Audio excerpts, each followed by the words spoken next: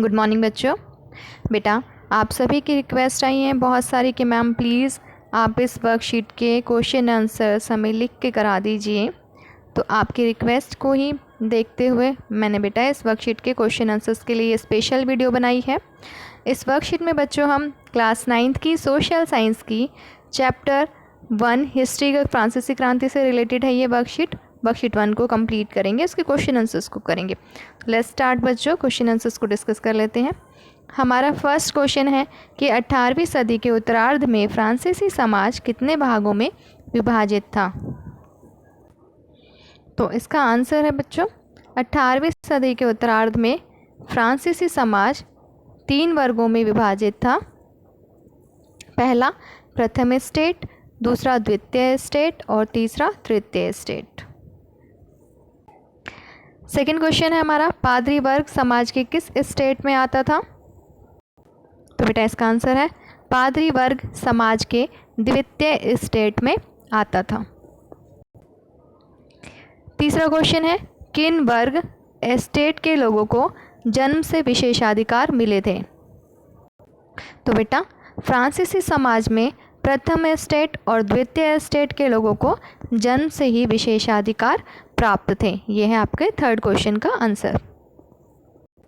Fourth question है हमारा, France का राजकोष खाली क्यों हो गया था। तो बेटा इस क्वेश्चन का आंसर होगा बुर्बो राजाओं के आलीशान जीवन के कारण राजकोष खाली हो गया था।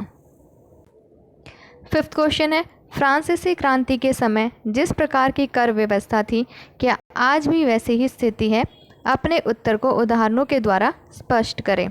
इस वाले क्वेश्चन में ही ज़्यादातर स्टूडेंट्स को थोड़ी प्रॉब्लम आ रही थी, तो बेटा इस वाले क्वेश्चन को भी मैं आपको समझा देती हूँ।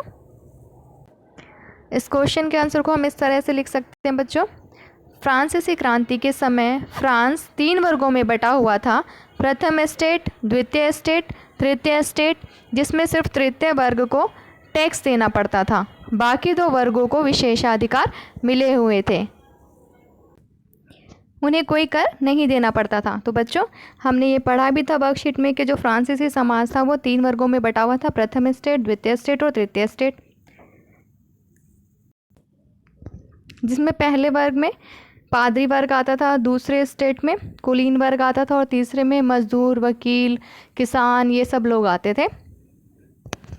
और पहले 2 वर्गों को कोई भी कर नहीं देना पड़ता था, सिर्फ तीसरा जो वर्ग था उसी को कर देने पड़ते थे और उन्हें धार्मिक कर भी देना पड़ता था और राजा को भी कर देना पड़ता था।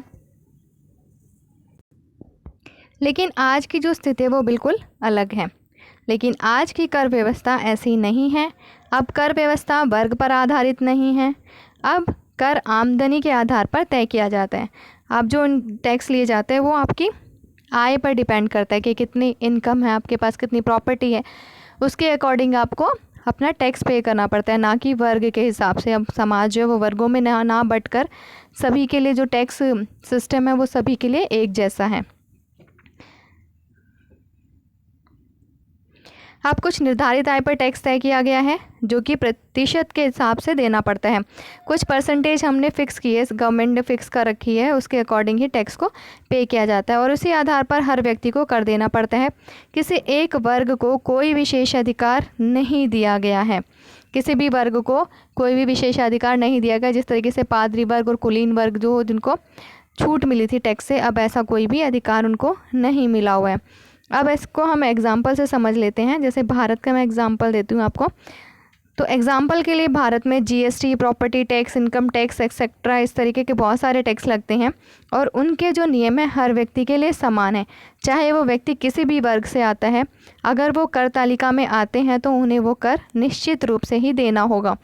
तो जो व्यक्ति है, हमें जैसे हम कोई सामान लेते तो उस पर जीएसटी लगता है, तो हर व्यक्ति जो भी उस सामान को खरीदेगा, चाहे वो किसी भी वर्ग से संबंधित हो, अमीर है, गरीब है, चाहे कोई भी हो, चाहे उसका कोई भी लिंग है, कोई भी धर्म है, उसको वो जो टैक्स उस सामान पे है वो पे करना ही पड़ेगा। अगर आपके पास प्रॉपर्टी इतनी है तो आपको उस प्रॉपर्टी के अकॉर्डिंग टैक्स पे करना पड़ेगा। अगर आपकी इनकम उस टैक्स स्लैब में आती है कि भाई इतनी अगर आपकी इनकम है तो आपको इतने % इनकम टैक्स पे करना पड़ेगा, तो वो आपको पे करना ही पड़ेगा, चाहे कोई भी किसी भी वर्ग से संबंधित हो। आप कोई भी भेदभाव और कोई भी विशेषाधिकार किसी भी वर्ग के व्यक्ति को नहीं दिया जाता। हाँ, महिलाओं को जो है उनकी जो वार्षिक आय होती है उसमें थोड़ी सी छूट मिली है।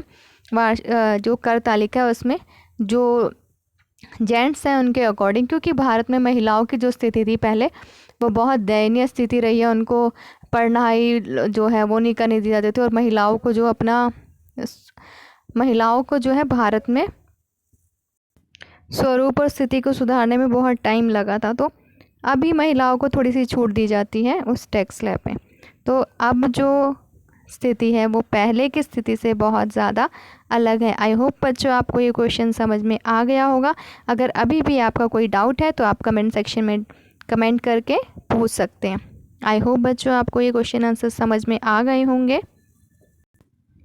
अगर आपको ये वर्कशीट समझ में आई है तो वीडियो को लाइक कीजिए, शेयर कीजिए, और अगर आपने चैनल को सब्सक्राइब नहीं किया है अभी तक तो आप चैनल को सब्सक्राइब भी कीजिए।